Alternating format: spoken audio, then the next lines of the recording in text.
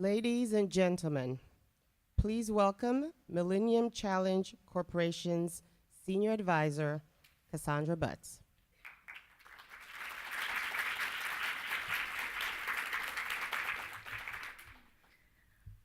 Welcome. It's great to see everyone. My name is Cassandra Butts, as was just announced. I am the Senior Advisor to the CEO of the Millennium Challenge Corporation, or as we call it, MCC. And I want to welcome you to what I think is going to be a very insightful conversation about our shared commitment to gender equality. This is the 10th year anniversary for the Millennium Challenge Corporation. And as MCC turns 10 this year, I believe this milestone gives us a great opportunity to pause, take a bit of a breath, and assess just how MCC has moved the needle on turning the promise of gender equality into a reality. I think we've done this in three really fundamental ways.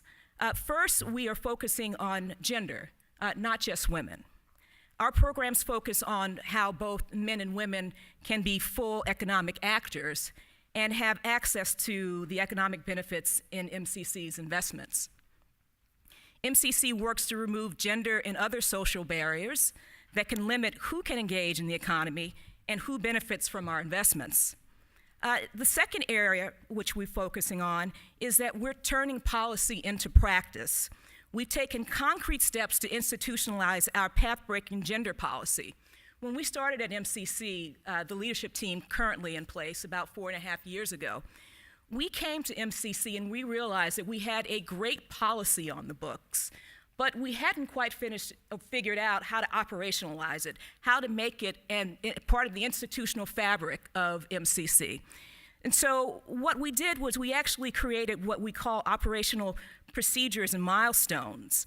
And those include our initial social gender assessment, which examines how the cultural beliefs and preferences, social norms and practices, formal and informal institutions, and legal and policy frameworks affect the ability of particular social groups, including women, to participate and benefit from the growth-focused investments that MCC makes.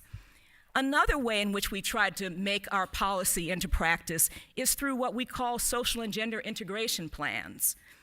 What we do with our social and gender integration plans is that we outline objectives, activities, and we set targets towards social inclusion and gender equality that must be a part of all MCC projects. And another way we've tried to actually put policy into practice is in what we call a gender in the economy indicator. We look at gender in the economy indicator is one in 20 third-party policy indicators that we use at MCC to evaluate countries. This particular one assesses a government's legal commitment to gender equality and economic rights. Another way that I think we're making a difference at MCC is that we have fully embraced accountability. And how have we done that? We have, at the start of our leadership team, our CEO, Daniel Johannes, made gender equality a priority of the institution. And he actually asked me as a senior advisor to lead the effort at MCC and make it a lead part of my portfolio. And let me tell you, that's made a tremendous amount of difference at the agency because because we know that accountability at the top, at the highest level, really makes a difference. We've also demanded that money follow actions. We are requiring that all of our partner countries turn policy into action, even waiting to disperse funds until our gender requirements are met. And I'll tell you that really makes a difference. We're not talking about dispersing funds just for gender programs. We're talking about dispersing funds for all of our work. So until our partner countries meet the requirements, we don't disperse funds. And another area in which we are holding ourselves and our countries accountable is we're demanding the right staff. And we're fortunate enough actually to have one of those staff persons here today. And you will get a chance to hear Claudia Rodriguez, who is actually from Cabo Verde, our partner country, talk about the work that she's done and the challenge of actually having someone on the ground who's a social and gender expert who is working to make the gender policy work and be what it should be. We're also demanding results. You have to have results in work, and we're demanding results. And what we've done, in Lesotho, a married woman in Lesotho can now own a business and obtain a loan without her husband's consent because of the work that we've done in Lesotho. A woman in Mongolia are securing titles to land, using them for collateral and becoming leaders among their communities of herders. And women in Tanzania are benefiting from MCC-funded training that provides income-generating skills. So those are some of the things that we've done at MCC to try to make a difference. We've put a focus on that you've got to have accountability. You've got to turn policy into practice. And you've got to focus on gender. So I'm going to finish here, and I'm actually going to introduce our moderator so that we can have a conversation about these issues. And our moderator for today's program is Nina Easton with Fortune magazine. Thank you, Cassandra.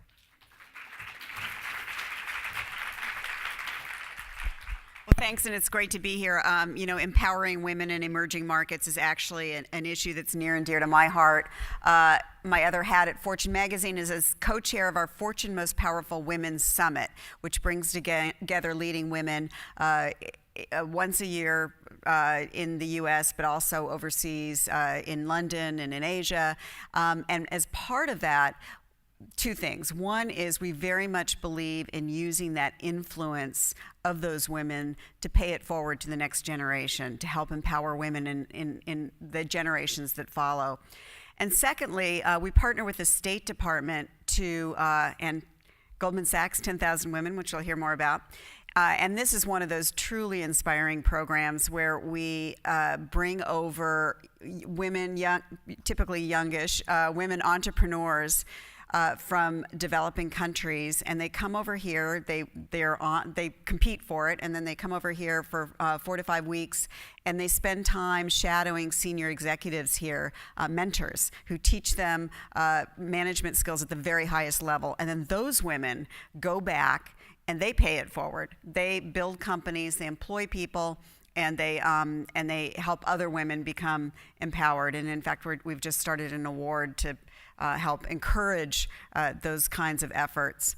So it's a great issue. I'm glad we're talking about it, and I'm going to introduce our first panel. Besides Cassandra, Jen or Jennifer, however we want to call her. We're going to call you Jen tonight.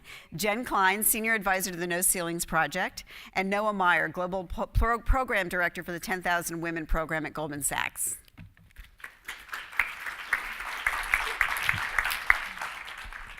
Well, thank you all for joining us. I'm going to start, I want to start with you, Cassandra, to follow up on what you were talking about.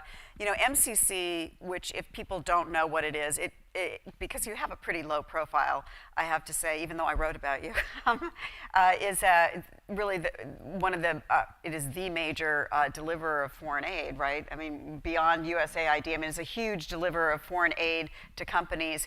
To countries, but you do it by setting standards and creating compacts with those countries that they have to meet.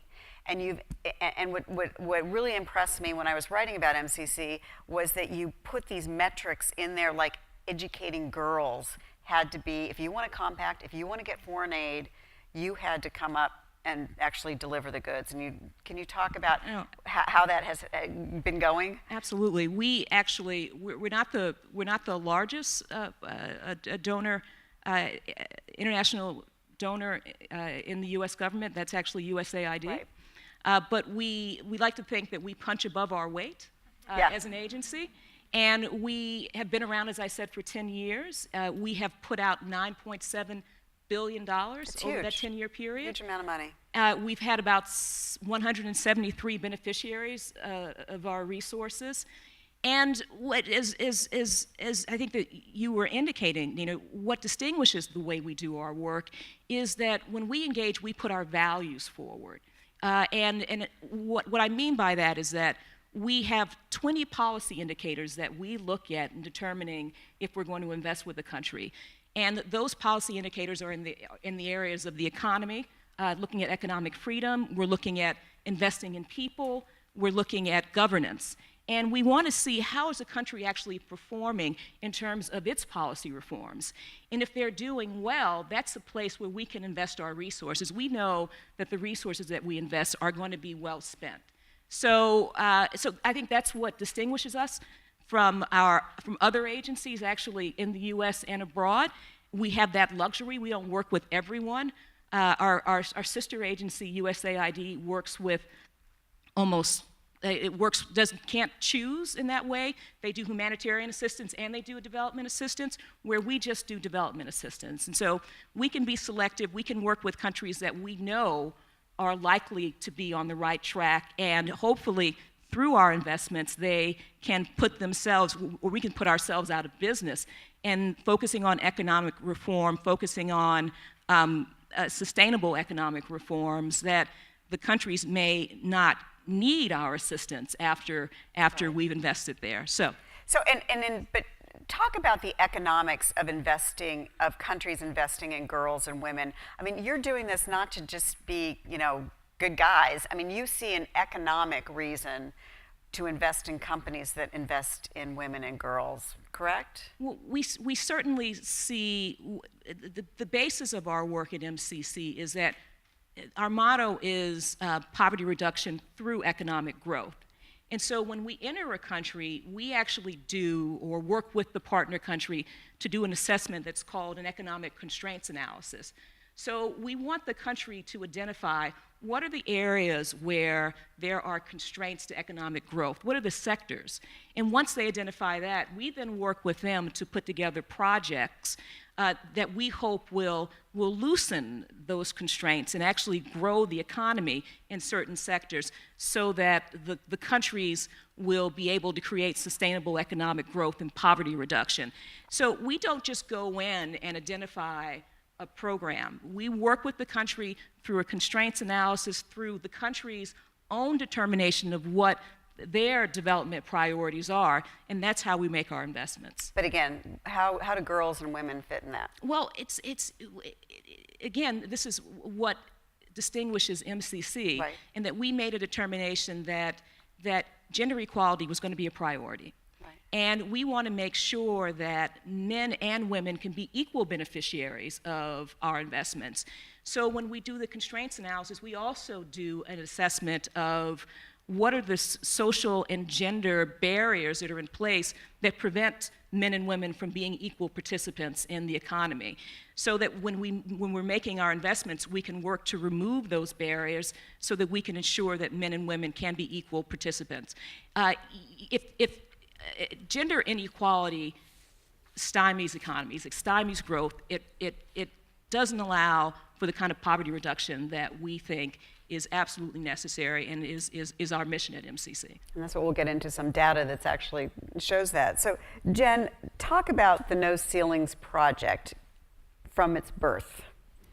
The No Ceilings Project actually developed out of 4 years of work at the State Department, which I know we'll talk a little bit more about later.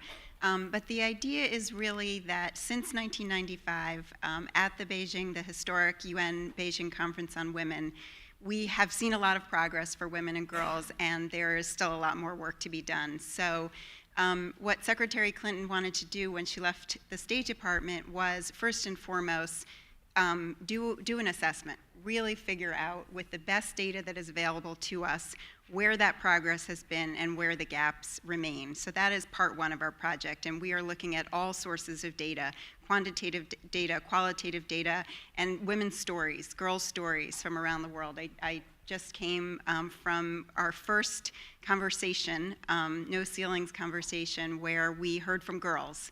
We decided there's a wonderful report put out by the Center for Global Development, which is called Start with a Girl. And it really talks about why it's important to start with girls, because the path of a woman is really determined, no surprise to anybody who works on this, by what happens or doesn't happen to her. the investments that are made or not made in her as a girl. So we really felt strongly that because of the importance of investing in girls and the, quite honestly, the lack of attention to girls in the past was an important reason for us to start there. So that's the first part of No Ceilings, is really this data gathering initiative. And the second part is, once we are armed with that data, to really articulate the path forward. And really try to finish the job to reach full participation for women and girls, because as Cassandra just said, we know that's a good investment, and so it's not only of benefit to women and girls themselves, but to everybody's security and stability and prosperity to do that. Right. So Noah, yesterday we had lunch together honoring the mentees in our Fortune State Department program, all of these incredibly impressive young women who are building businesses around the world. But actually, Goldman Sachs, you want to add about 10,000 more women to that to show what you've done so far. Talk about that program and your exciting new news about what your stage 2. Well, the exciting news is that we've reached 10,000. We enrolled the 10,000th woman in December, and there will be classes graduating throughout this year. So that was a major milestone for us. 10,000 Women was launched by Goldman Sachs about 6 years ago in March of 2008 as a $100 million investment to provide business and management training, access to mentors and networks for women running small businesses all around the world. We work through a network of about 90 academic and nonprofit partners, reaching women in about 43 countries.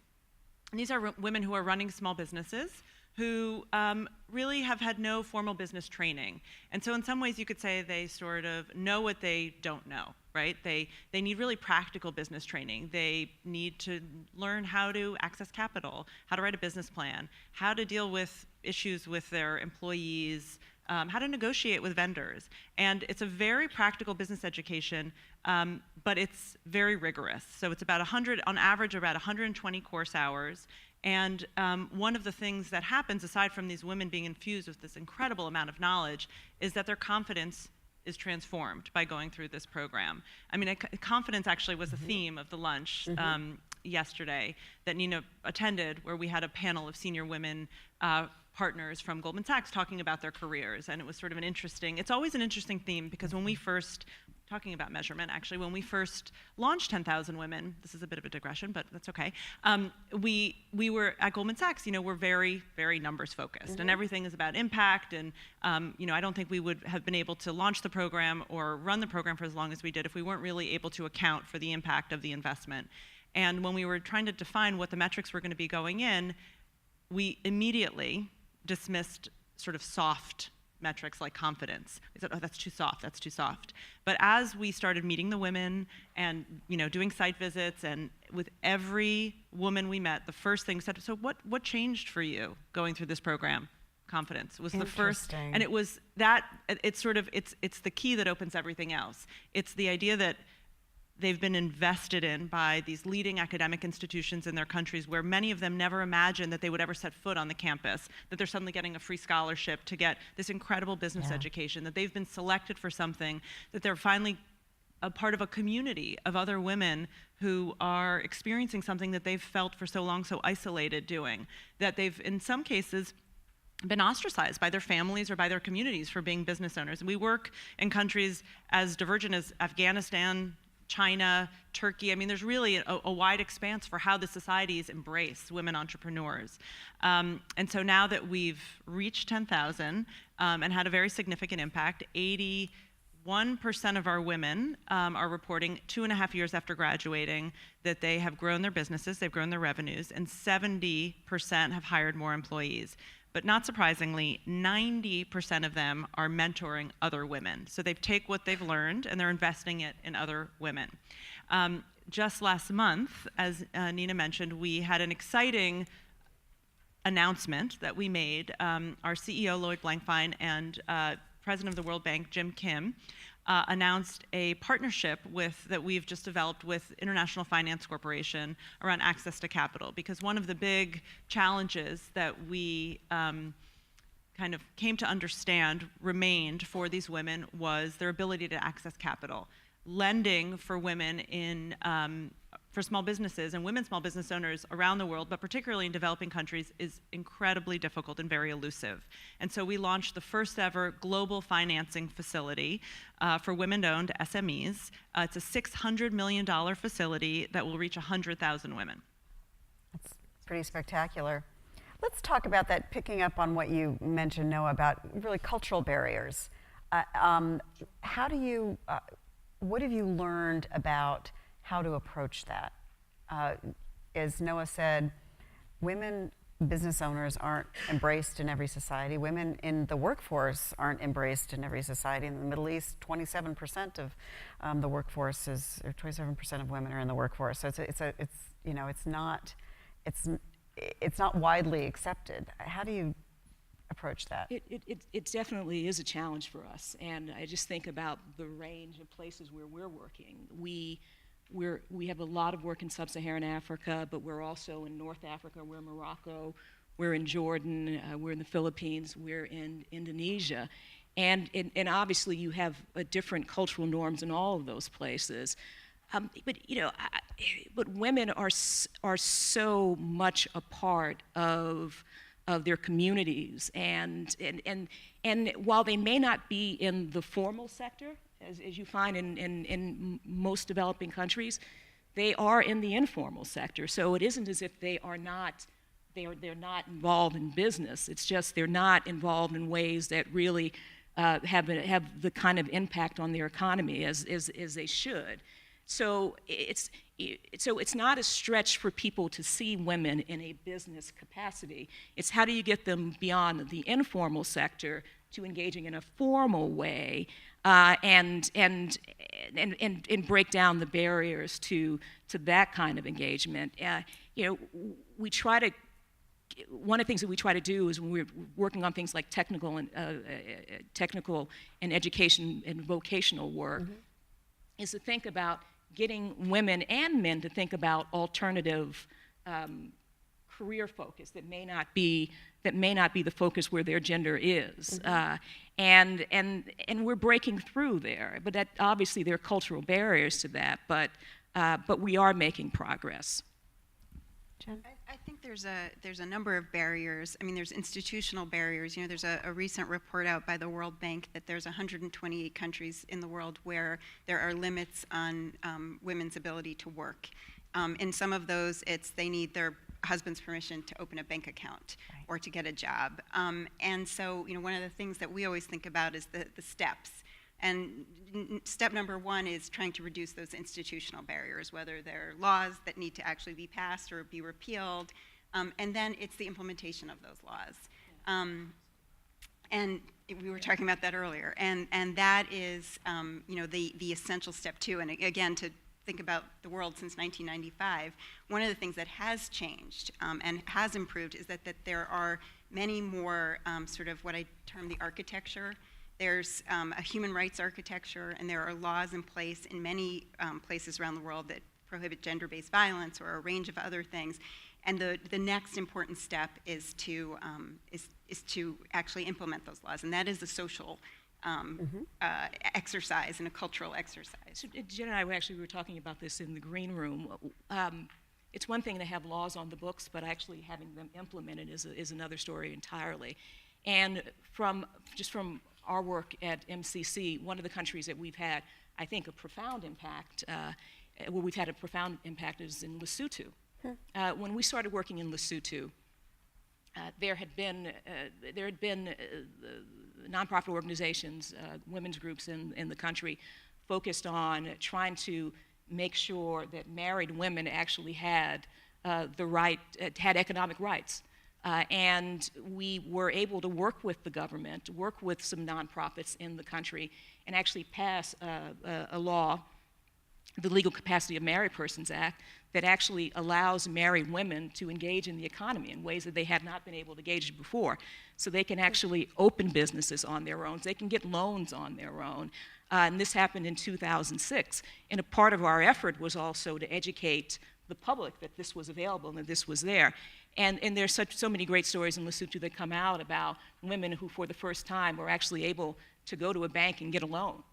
without their husband's assistance. So that's I think, a really good example of having laws on the books, but also educating people about the laws and actually seeing that we can make a difference. And educating people about the impact of those laws. I mean, if you think about, reducing women's labor force participation, we now have, great studies from the IMF, from the OECD, and from Booz and Company talking about and Goldman Sachs. I was going to get to you on that. Don't worry, Noah. I was about to say that. It's proving that if you reduce labor force barriers, then you have an increase in GDP. Right here in the United States, 9%, double digits in many places. In Egypt, I think it's 34%. So people want to do the right thing, and they want to do the right thing because it's a smart thing to do also. So I think I think this data, and we'll get back to the data, but I've spoken with her about this. Secretary Clinton was very good at making this isn't just a human rights issue. This is hard-headed economics, and she talked to male heads of state about it in that language, and I think that's a profound change in the way we were looking at that. But I'm sorry, Noah, you wanted to jump in. Well, I wanted to pick up a little bit on what Cassandra was saying, that actually in many ways entrepreneurship, I think, enables women to circumvent some of the barriers that exist for labor force participation, because in many of the countries that we are discussing, some of the social norms prohibit women's involvement in the formal economy and in sort of traditional jobs. In many ways, they're constrained by advancement within more traditional jobs, and starting their own businesses also enables them to have flexibility in balancing family. And so they're not constrained by some of the social norms, while they're also, I think they can often experience isolation as a result, but there's an opportunity for growth. And then there's the added benefit of bringing money into a family and the power that actually contributes. And I think that there are obviously many advantages in terms of how women spend their money, right? They make their investments in their families, in their communities, in education, healthcare, food for their families. But there's just I think a dramatic impact in the opportunities that entrepreneurship offers women that enables them to sort of step outside of some of the constraints that traditional jobs often present. Let me throw a data question at you. We know from data that women contribute to GDP if they're in the workforce. We know it benefits the economy and so on. There's been some great studies, as you mentioned, about that. Is there data on how things have progressed in, say, the last 10 years? Are more women in the workforce? Are more women really starting businesses in a profoundly high numeric volume? I mean, what are we seeing?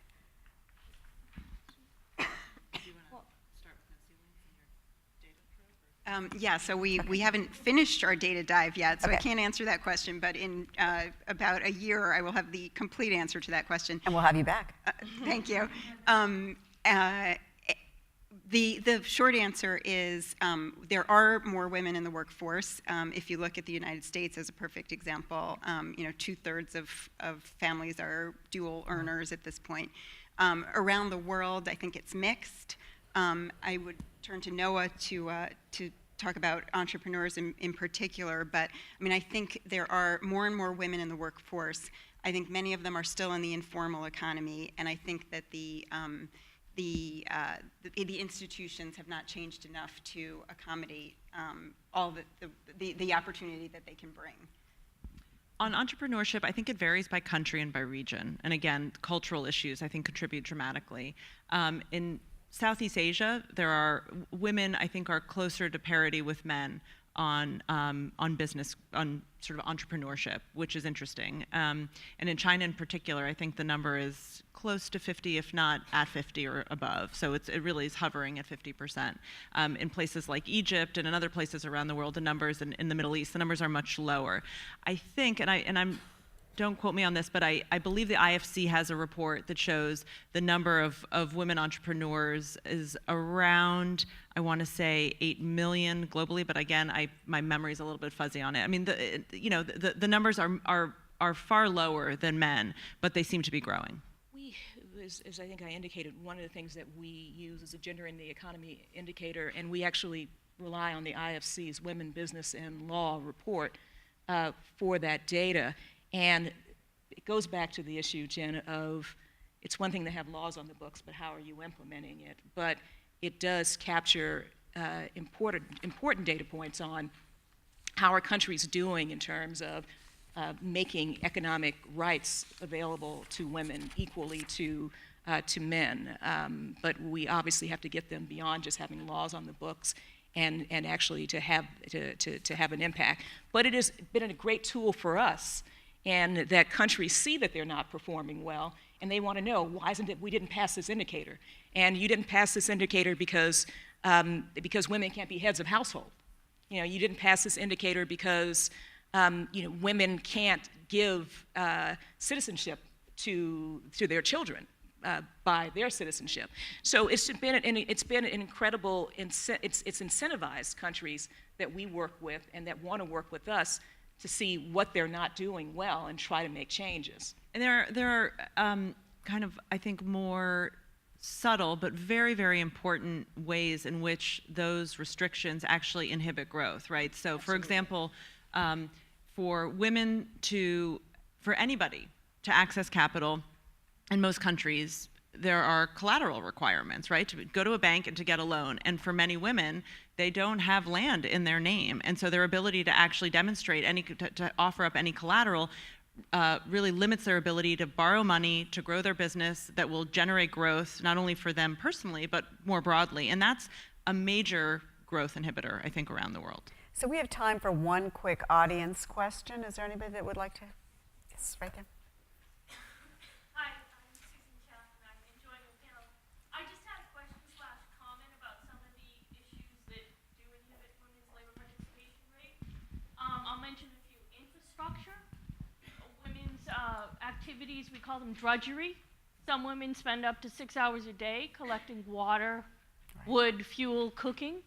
And then also the risk of violence, transportation, access to markets, all of these are inhibitors. So I didn't know if on the panel maybe MCC in particular has something. Those are very good points. Thank you. No, it's absolutely, when we're identifying projects, working with our partner countries, we are one of the few development assistance agencies that still does large-scale infrastructure work. And so we will build roads, we'll build trunk roads, and we'll also build feeder roads that help people get their goods to market. And particularly, feeder roads. We're looking at feeder roads in Benin, and one of the values that we see in making that investment is that it will allow women to be able to get their goods to market in ways that they hadn't been able to previously. So those major infrastructure projects are a significant request from our partner countries, and it's something that we believe does make a difference in creating economic growth and getting at some of the gender equality issues that we're concerned about. Well, we could talk on and on about this. This is food for conversation, and I hope people will stay afterwards to continue the conversation. But we have to say thank you, Cassandra, Jen, Noah. Thank you.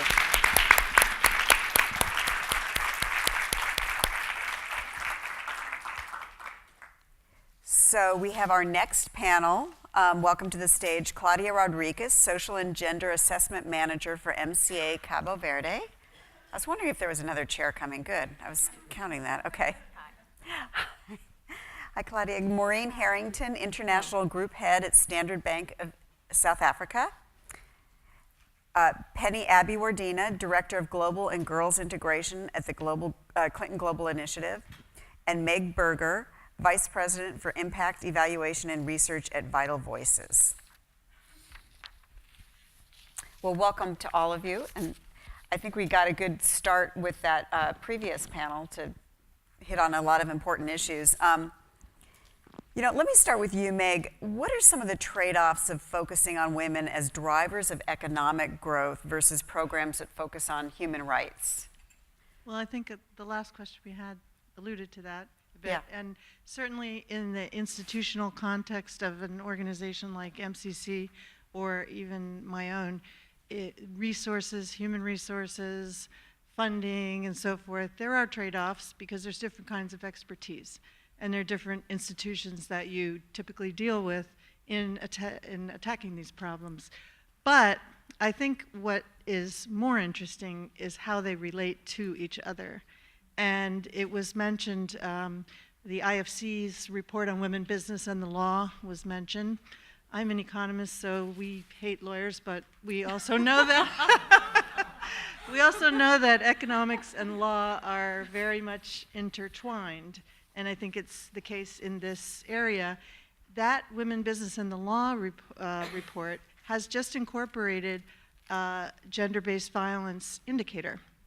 So what they're recognizing is that if women do not have the control, bodily integrity, right, how are they going to be able to hold a job, have a business, and be successful? They can't make choices that concern their business and so forth. So there's that aspect, right, on the one hand. And I think on the other hand, it's also true that violence is a huge drain on the economy, and countries where domestic violence, sexual violence are actually better prosecuted, better recognized, discouraged, and so forth, tend to be more successful economically. Maureen, as a banker, did you want to weigh in on that? When you serve a lot of these populations and... Yeah, I mean, there's a lot that we do. Sorry, there's a lot that we do. And why don't you, I guess you should explain what the bank does and your role. Sure. So I work for Standard Bank of South Africa. And for those of you that don't know us, we are Africa's largest bank. We're headquartered in South Africa. I work here in New York, and my job is really to connect our customers to our bank on the continent. And I specifically work with our customers involved in the donor flows into Africa, because I used to work at MCC, so that's a sector I know very well. But what I wanted to talk a little bit about today was what we're doing for our own people. So there's a lot that the bank is doing to support our customers, whether it's access to finance, and I can talk a little bit more about that if you like. But I think what's interesting is what we're doing to support women's empowerment inside the bank. So if you look at the number of women that make up our workforce, it's 57% of our staff. And I think that's pretty great for an African bank. So 18 banks on the continent, we're doing well in that one. Yeah, for any bank, yeah, right? Exactly, for anywhere, let alone a bank. But then you look at another question, which is, of the management level on our staff, what percent are women? Okay, and that's 47%. So again, that's pretty good. You know, we're proud of that. But then when you look at what percent of women make up our executive staff, and that number goes down to 23%. And that's not a good number. And so what well, maybe it is for some banks, but it's not one that we're satisfied with. So what we've decided to do is to really focus on how can we help build a leadership, kind of the next bench from that middle layer, from those managers. How can we turn them into leaders? And so we've put together a program with the business school at the University of Pretoria to do that. And it really is trying to help them women become more strategic leaders and decision makers, and providing the tools and training to do that. Looking at how they can engage with their matrix, because as any large organization, you can't really get much done by yourself. So how can you bring people along? And then third, helping women to build the skills to execute, so to deliver on the strategies that they develop. And the whole idea is to come up with something that helps to empower women rather than necessarily teach them. And it goes back to something that Noah was saying earlier, really around inspiring people to believe in themselves. And so there's a lot of networking that happens. There's a lot of connecting women to those executives at the bank. There's a lot of sharing case stories and examples of how women have built their careers inside the bank and elsewhere. And I think, you know, for us, it's something that we're starting to see results. We still don't have the data, but there's a lot of good anecdotes of how women are beginning to succeed. That's great, thank you. Penny, can you talk about CGI's efforts and evolving thinking on women and girls? Sure. The quick 101, though, on the Clinton Global Initiative is we are part of the Clinton Foundation family and working very closely with the No Ceilings as well. CGI was started in 2005, largely President Clinton having gone to so many conferences and people talking about how to address global challenges, but not being asked to do anything about it, and then being held responsible for that. So what makes us unique to other conference membership organizations is we require all of our members to make commitments to action. And I believe that I am on stage with CGI members, which is really exciting. But one of the, this commitments to action model is particularly important because we can see the impact of our programming and what we are essentially putting in front of our members. And one of the interesting stories around this evolution is that in early 2009 we had about 1,500 commitments. Our commitments to action form had a box to check on girls and women, and less than 8% checked that box. And when you looked into it, you just realized that a lot of people, as they're developing their commitments, weren't thinking in the design and implementation stage about girls and women and what they were doing. And so in 2009, we went on pretty full force. A lot of our CGI members, particularly private sector, and I will shout out Goldman Sachs for being one of the key advocates early on around ensuring that we had programming that was what I call dedicated, so girls and women, education, economic empowerment, et cetera. But over the years, we evolved it into also integrating it into every conversation that we were hosting at CGI. So whether you're working in energy efficiency or disaster response, there's a way to engage strategically half the population. And this last year in 2013, we had about 200 new commitments developed. Over 60% of them have a substantive girls and women's program component to it. So it really spoke to the product that we were delivering in terms of our programming. So just about 3 weeks ago, as part of this larger Clinton Foundation commitment to girls and women, CGI evolved girls and women from a track, which was a little bit siloed in that the other tracks that CGI is organized around are issue areas, right? And then we had a track that was half the population. And so what we wanted to do was ensure that that integration was happening both internally and externally in everything that we do. So now we have a standalone effort that is reporting, that's part of executive leadership, to ensure that both internally and externally, girls and women are integrated into everything that we do. And so we're really excited to take this leadership role. And one of the areas and why I think MCC has been such a leader is that you're working with the private sector. The majority of CGI members are the private sector, and how they're informing their work has been really exciting. And we've seen a significant shift in terms of their commitments, going from the philanthropic investments into core business strategy, which is exactly what the earlier panel was talking about. Great, interesting. So Claudia, let's bring you into the conversation. You're from Cabo Verde? Cabo Verde. In addition to being the point person at MCC on it? Yes, I'm the social and gender manager at MCA. And so you have some good news. You've broke new ground on gender equality. Can you talk about that and how it happened? Yes. How were things first, and then what did you do? How were things in Cabo Verde? Well, Cabo Verde, it's a country that it's committed for social and gender integration. We ratified the CEDAW Convention in 1980, but as Cassandra said, the law is one thing, implementing the law is another thing. Mm-hmm. The MCA-MCC financing compact, the second compact, it's focused on water and sanitation and hygiene. And in that sector in Cape Verde, we still struggle with a lot of constraints. We did the economic constraints analysis. We identified that the water and sanitation was one of the critical areas that Cabo Verde needed to invest to guarantee an economic growth, a sustainable economic growth that will contribute to the poverty reduction. And in that analysis, the social and gender analysis is part of it. So we started in that phase, identifying what were the barriers that women faced in the wash sector. And I can give you some data. In Cabo Verde, we changed the name, so it's complicated. We changed it last week. I was wondering about that. No, our name is Cabo Verde in Portuguese, but in English it was Cape Verde. But our minister decided that we should be called Cabo Verde whenever. So even for me, it's complicated. Okay, well, I was saying that we are a small country with a the water is very scarce, and 50% of the population is not connected to the network of water. So this is a huge constraint for women because we live in a patriarchal society where the store of fetching water is the women's responsibility.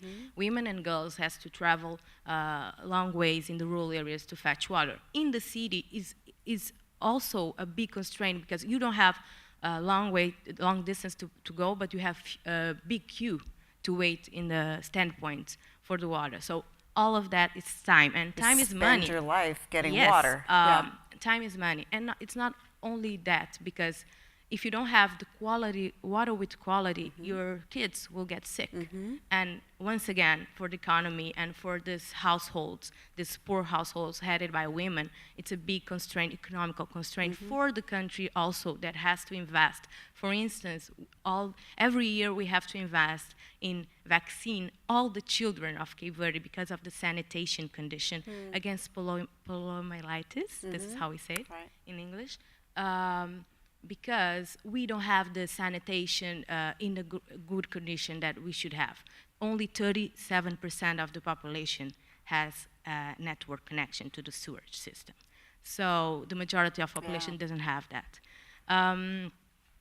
As I was saying, the MCA places a big emphasis on the social and gender integration. My responsibility at that compact is to guarantee that through all the process, starting with the procurement process until the implementation of the activities of it may be a study or even the infrastructure projects, that the social and gender is indeed integrated. Right. So so the compact is designed to get at the root, which is women can't progress until that's taken care of. Exactly. It's to remove the barriers, as Cassandra was saying, because we have the social and gender integration plan, which is a great tool that it's a mandatory instrument to work for MCA. With that tool, we first did this analysis of the risks and what should be the mitigation to overcome those risks. And after that, we determined what were the goals that we should achieve at the end of 2017, which is the end of the compact. With that, we can track our progress. We can see where we are. And right now, I can tell you that we have only 1 year of the second compact. We are doing a major reform in the water and sanitation sector in Cape Verde. And the governor of Cape Verde created a new agency, a national agency for water and sanitation. And in that agency, for the first time, the government has a department that will work specifically to guarantee the gender integration in the water and sanitation sector. It's interesting, and also just bringing up what our audience members talked about, infrastructure being such an important component of, it's not just about women, getting jobs or starting businesses. It's about infrastructure in a company that enables them to even be part of the economy. Any of you thoughts on that? And it's not just structural infrastructure in that sense, but it's access to land. That I think has played a huge, I believe Jen talked about just, husband's permission, to get ID. In a lot of countries you can't get ID if you don't own land. And so it ends up being this cycle that, exactly. And just to add a little bit from South Africa and Africa more generally, one of the things the banks have been challenged with, as any of you know who have tried to run a workshop in a rural area, it's very difficult to find a bank that can service your requirements. And part of the problem is that it's so expensive to build a traditional bricks and mortar bank when the customers that you're serving aren't using you can't sell very many products to them. I mean, that's how banks pay for the bricks and mortar, is to cross-sell products to their customers. And so the banks have had to be really creative about how do you make sure that you're meeting the financial needs of the people in the rural areas. And it ends up being an issue almost like collecting water, because if you have to go into town to cash your check, that costs you money and it costs you a lot of time. And so one of the things that Standard Bank's been doing, and other banks have great stories as well, is finding ways to use the existing infrastructure. So rather than building a bank in a township or in a rural area, we've been partnering up with what they call in South Africa spaza shops, which are informal shops that you can find all over the country. And we've trained those folks to be collection and payment agents for the bank. So you can go in and drop off cash, and that spaza shop will use it almost as their their cash to run the business. And the bank and the spaza shop do all the work in the background. The customer doesn't need to see all of that. And the same thing with if you've you can cash out or make deposits. And so what it does is it saves a lot of time for women and men who would normally have to spend a lot of effort and time and money to go to the bank to be able to do it right in their neighborhood. There's also a lot of great stories around working with the telecom companies all across Africa that most of you know those stories as well. That's what I was going to ask you about, the mobile banking on phones. It's different in every country, so it's a little bit hard. Everyone knows a story about Kenya, where M-Pesa is the solution that most people use. And we could all, if we were in Kenya, be sending money to each other right now. It takes no time at all. In different countries in Africa, it's slightly different how advanced that technology is. And part of the reason why is that the regulatory requirements around how you move money in an economy, I think the central bankers have gotten a little bit, they pay a lot more attention to this now than when Kenya started their solution. So in some cases, it's harder to do than in others. But there's a lot of great things happening in that way. So Meg, as Vital Voices has been on the front lines of this for a while. What are the areas of non-traditional, less obvious funding? What are the needs now? What's the next frontier of helping women? Well, I guess I should mention also that Vital Voices does work on human rights as well as economic empowerment and women's political and public leadership. And I think that the support for leadership, one of the things that we've been looking at as we are entering into a period of developing a new strategy for the next few years, is that the things have changed a lot since we started. And the number of organizations, like you said, the number of organizations that are focusing on women now is so huge. And even integrating gender issues and so forth, even if they're not women-specific organizations. And we're trying to look at where are those gaps. And one of the things that we have learned is that we need to focus on the women leaders and having women's voice, women's seat at the table, women's role in decision making in public life as well as in the home. But we are also have learned after being a partner with you on the in the Fortune mentoring program. With you and I'm sorry, I should have mentioned that actually Vital Voices is the one that actually makes this happen. I apologize. That's okay. On the ground. Yeah. But I wanted to get you on that one. Yeah, thank you. So, but anyway, what I was going to say is that there's a longer term path than the typical development agency horizon of projects. And what we see is that over time, investing in key women leaders allows them to influence not only the situation in their particular country, but they become role models, they become spokespeople, they come onto a world stage, and they're really shifting attitudes worldwide. And so that's... So are there examples of that beyond the sort of Angela Merkel and Christine Lagarde and Hillary Clinton? I was thinking of a woman actually who was a Fortune mentee in 2006. Her name is Eva Mariah, and she's from Kenya. And she has a company called Creative Color. And she also was, she participated in a program we had where we got the lawyers and the business women together. It was called Leveling the Playing Field. And they came up with ideas to change things to favor business women so the business women would have a fair chance. And so from that, she started thinking, wow, we need to not only do this one-off thing, we need to continue this. And she and other women founded an organization in Kenya. It was called CABO, the Kenyan Association of Women Business Owners.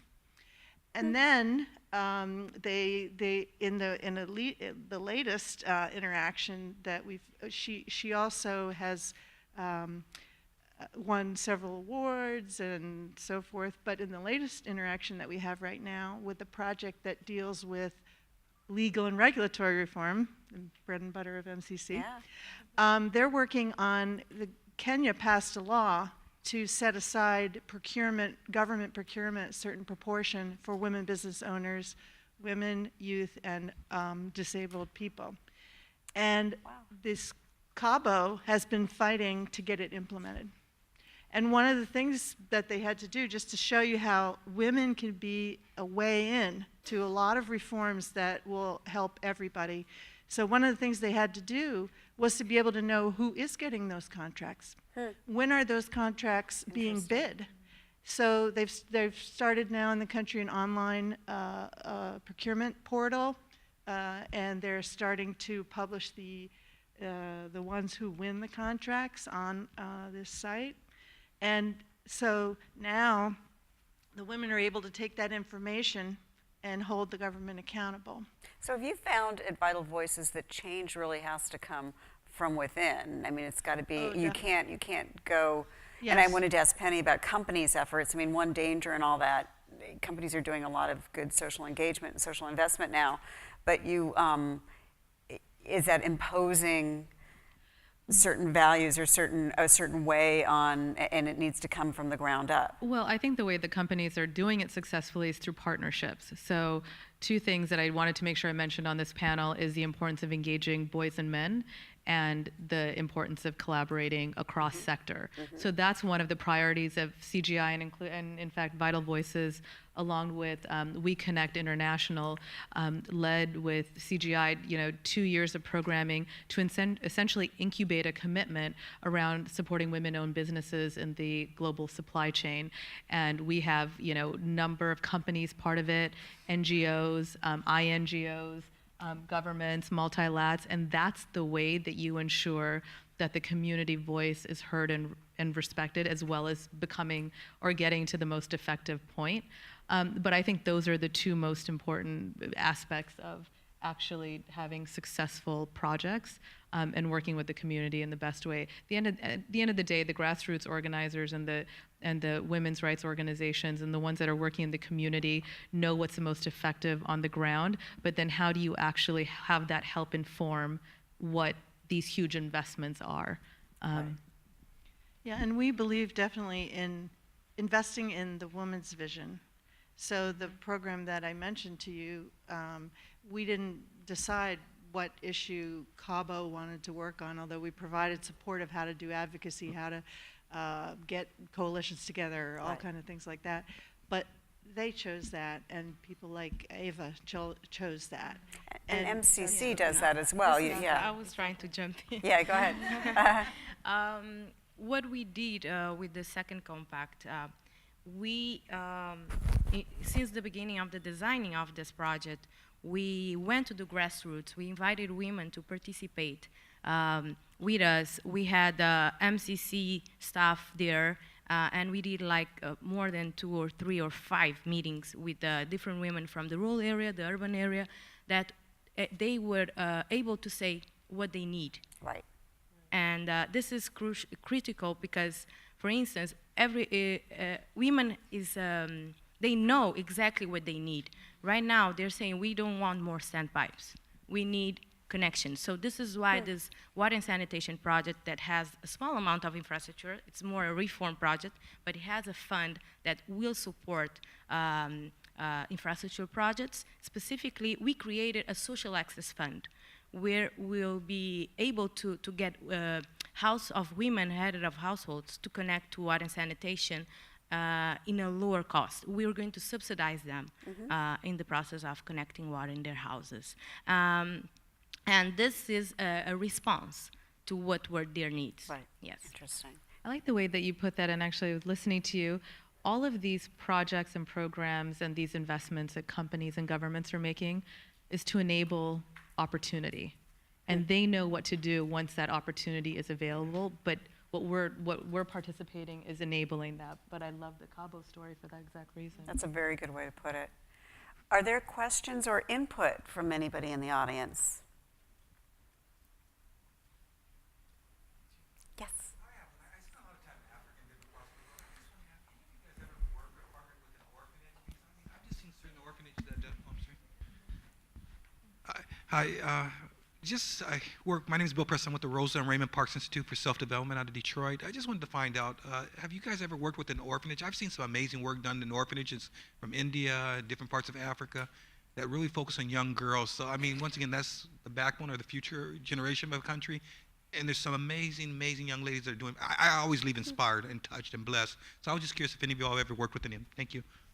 Well, we have one of the leaders that got one of our global leadership awards at Vital Voices is from Afghanistan, and she runs orphanages there for girls.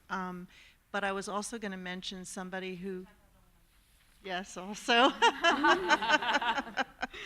I was also going to mention somebody, I don't know if she's a 10,000 Women, Dr. Hawa Abdi from Somalia, who has a hospital.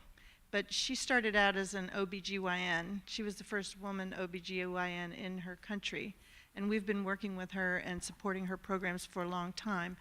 But she, because of the strife in Somalia, she received a lot of refugees and, of course, children also without parents and so forth. And she's reached up to 90,000 people in her hospital and been able to grow it over the years. And now it's a model, and her daughter is traveling and helping to spread the story and this model to other countries as well. So I think that's more of a mixed use thing, but that's one case that I think is really amazing. Yeah. Other questions? Yes. This is a bit of a layup for Maureen, but to talk. Tell us who you are. I'm Paul Applegarth. I actually was the first head of MCC, so I feel some stake here. But and Maureen worked with us with me at that time. But we were talking a lot about the practical implications of what women face in emerging markets, and it's great to have Claudia here as a representative of emerging markets.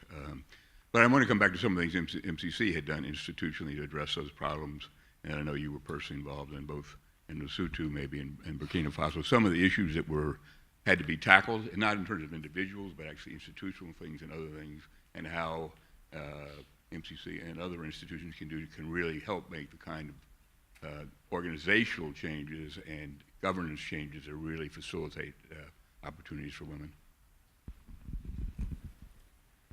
Well, I guess one of my takeaways from the experience with MCC, I always thought I sort of knew these issues, having done development most of my career. And one of the things I learned coming to MCC is that I actually didn't have a very rigorous approach myself or understanding to how to address these issues. And I think we learned a lot at MCC together. And as you say, maybe we didn't have the chance to implement it all while we were there, but there was a lot of deep thinking. And one of just if you really have to simplify it, it goes down to being proactive about when you're putting the programs together from the very start, taking gender issues into consideration. And you talked a lot about that in terms of what's happening in Cape Verde. And I think, that's something that I take away from my experience and, how it applies working for the private sector. I don't think I was as aware of how important it is to be proactive about these issues when you're working in so many different cultures with women from 18 different countries across the continent and Europe. We're all at different stages in our journey, whether it's in the US with pay disparities that we're all talking about these last couple of weeks, or in Lesotho with the issue around Marriage Equality Act, or in Nigeria that's now recently passed some legislation requiring that a certain percentage of leadership of businesses of a certain size have to be women. It's just something that it has to be something that's on the agenda. It just doesn't get addressed and taken care of without it. And I think MCC could tell a lot of stories that Cassandra could probably tell better than I, but that was one of my takeaways from the whole experience at MCC. Any other questions? Yes. Hi there. Thank you so much for joining us today. I'm Lauren Blakeney with Booz Allen Hamilton in our international development practice. I actually work not on gender specifically, but on energy. So this is mostly for Penny. I'm wondering what you've found as best practices in integrating gender as an issue when the topic is not explicitly gender and women. Thank you for that question. It's actually funny because it's not that complicated. Something that we learned early on was that part of the reason people didn't address gender issues is that they didn't think of themselves as a gender expert. So they figured anybody doing something on girls and women, they're doing it over there. Vital Voices is handling it, or another women's organization. And our great sort of exploration in this was when we launched CGI America, the CGI model, but focused on domestic issues. And it's more of a working conference, so we have 12 working groups at the time. And I remember when we were talking about it, they wanted to know if we should have one in women in business or girls' education. I was like, oh no, then everybody that cares about gender is just gonna be talking to themselves over 2 days. And so we decided, I was like, right, it's like the worst situation. So then we decided to create this champions model where we asked people who cared about the gender lens, look, it's a working conference, so people are over 2 days brainstorming and developing commitment ideas.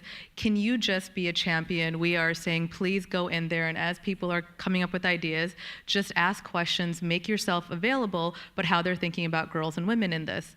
And one of the primary takeaways were how often people came and thanked the champions because they were like, oh, I didn't think that, I didn't think my commitment around job creation, I should have a gender lens to it. I just figured I'd create jobs and didn't really think about what it would mean to actively recruit for women in those jobs, and then more importantly, create the ecosystem around childcare, healthcare, et cetera, to keep them in the job.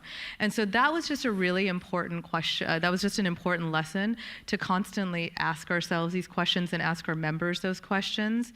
And I think the other piece of it has been how we curate programming, right? You can have a panel full of women and it might not get to the core of how gender can best be integrated in a topic like energy, and it's about the questions that are asked, how the panelists are prepared. And so that is work that we have been doing, and part of this new role is to ensure that we're doing it at all stages. So it's asking the questions, but also producing the product that best allows our members to think about how gender can be best involved in their work. And actually, one thing to the MCC, one of our tracks is the built environment, looking at infrastructure, and that's one where we have maybe a commitment that has anything to do with gender. And when we first started exploring this like a year and a half ago, MCC was brought because of the work that you do in terms of how you influence contracts and requiring training around construction workers, but it was like, oh, hallelujah, that's brilliant. But how come more companies don't do that? Why does this have to be sort of imposed from an MCC perspective? And it just would be great to have more and more conversations like that where companies are proactively thinking about how they can integrate training and other things that empower and enable women. Thanks. In a previous life, gender integration was my job in a large organization, and I remember in energy projects, for example, we would have people say, well, 2 out of the 3 engineers on this project are women. So therefore, it's a good, we check that box. And I think that, though, really what is more important is, again, going back to this issue of who makes the decisions, who has the knowledge, because I don't know what kind of energy projects you're talking about, but it could be whether if it's a country that has a sovereign wealth fund from energy revenues, or if it's about where power connections are going to go, or if it's about who's going to be displaced, or it's even about who's going to work on the construction, as you mentioned. There are many issues, and it's just a little bit harder to get to them, and it's a little bit harder to introduce the discussion. But I think when you start looking at this question of leadership and agency and voice in the decisions, that's a really good road in, usually. Well, thank you, panelists. This has been do we have one more quick question? Okay, yes. Hello, my name is Judith. I am with Planner International USA with a campaign called Because I Am a Girl, focusing uniquely on girls programming. I wanted to follow up to the earlier question around the role of girls, and I think in the conversation around women's leadership, and having worked purely on the women's front of the discussion, that bridging the gap between women's leadership and girls' leadership. And I think it's something we often sort of take for granted. At some point, we want women's leader, but we know the complex reality for girls, especially adolescent girls at that age between 10 and 18, where decision around marriage, dropping out of school become a critical issues. And so how do we actually bridge that gap? There's a lot of work being done around these particular issues. In a recent partnership study we've done, not only focusing on girls, but also grandmothers, the role of grandmothers in the discussion around sexual reproductive health, early marriage. How do we bridge those gaps? Because when we start to look at the issues around economic, human rights, and where is it that this women's leadership are gonna come in, if there's no pipeline, the battle will continue and it'll be forever discussion for us to do. And so I think I just wanted to sort of follow up to your question. There's a lot of work being done around that. And girls and grandmothers, there's a bridge there where we have not yet, I think the sector have not actually taken advantage of that. We're starting to realize that some of the key issues facing girls to bridge that pipeline for girls' leadership agencies and empowerment rest within the community sector, and there's a great deal of work being done.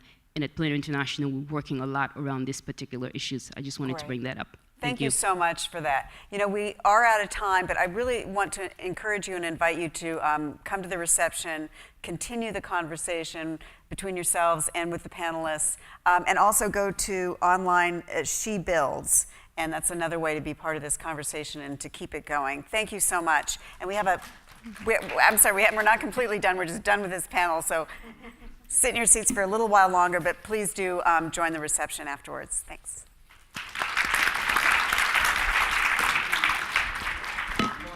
Done, but I did want to talk for a moment about She Builds. Thank you, Nina. Thank you, MCC, for putting together a fantastic couple of all-star panels.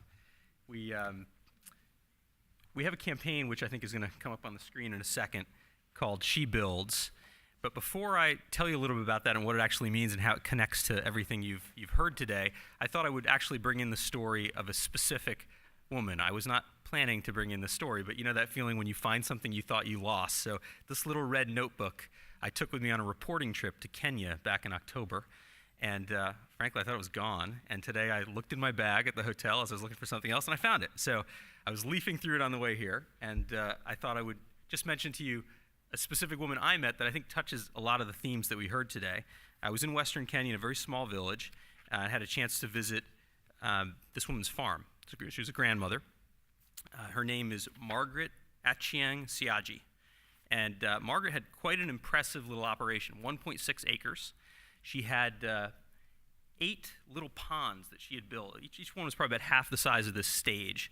And she was growing tilapia in those ponds. She was growing around the ponds maize, ground nuts, kale, yams. She was really quite a thriving little operation that she'd built. And I thought, what a great entrepreneur.